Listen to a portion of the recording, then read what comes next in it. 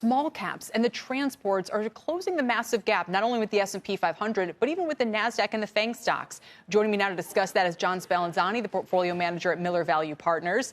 John, it's great to have you here. And I mean, people are getting concerned about getting into the market at all right now because they think, oh, we're going to go through a June swoon and these other things. Why would you not only recommend getting into stocks, but into these parts of the market that tend to be more sensitive to pullbacks?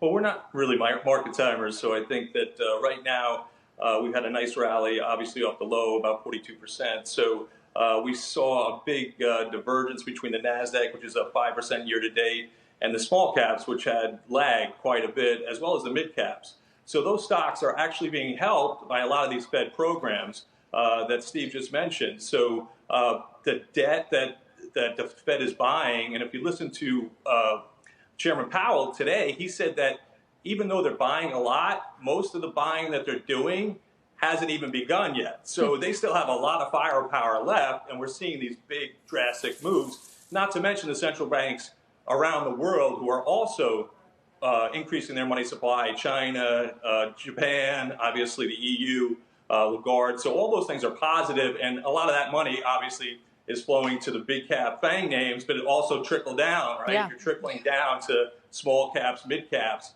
and those stocks are catching up, and they've actually catched up quite a bit. So actually off the low in March, the small caps have actually matched what the larger caps have done, and those indexes are also very heavily weighted towards financials. There's going to be a big Russell rebalance in June, but there's a lot of stocks that are heavy into the financials. A lot of things, something that nobody's really talking about is this $6 trillion that the Fed and also the government are pumping in.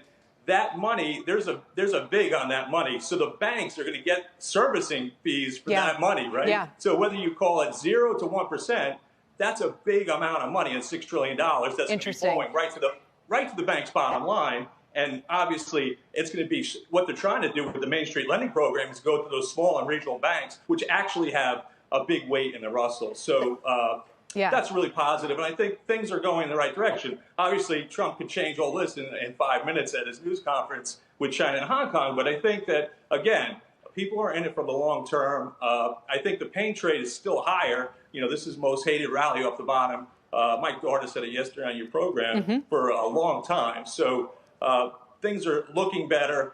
The fact that there's 68% of the people who are unemployed are making more unemployed.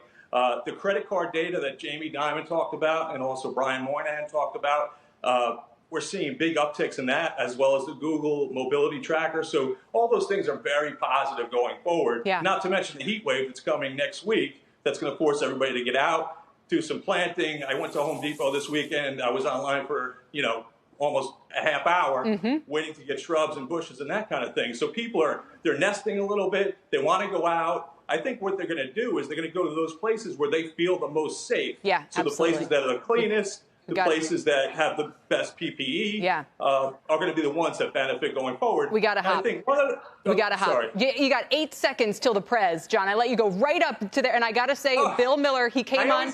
He basically nailed the bottom, so you guys are still long. That's the main takeaway. John Spallanzani, thank you, sir. Good to see you.